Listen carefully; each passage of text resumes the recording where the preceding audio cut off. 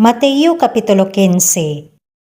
Unya dihay miduol kang Hesus nga mga eskriba og mga Farisiyo gikan sa Jerusalem nga nanag-ingon, nganong nagalapas ang imong mga tinun-an sa gikabilin-bilin nga sugilon sa mga ansyano? Kay dili sila magahunaw sa ilang mga kamot kung sila mukaon sa tinapay. Og siya mitubag og nag-ingon kanila, nganong nagalapas man usab kamo sa sugo sa Dios tungod sa inyong gikabilin-bilin nga sugilon. Kay ang Dios nagaingon, magtahod ka sa imong amahan og sa imong inahan. Og kadtong magasulti og dautan sa amahan kun sa inahan, mamatay siya sa kamatayon. Apan kamo nagaingon, bisan kinsa nga mag-ingon sa iyang amahan kun sa iyang inahan, kadto unta nga ikatabang ko kanimo, gihatag na sa Dios.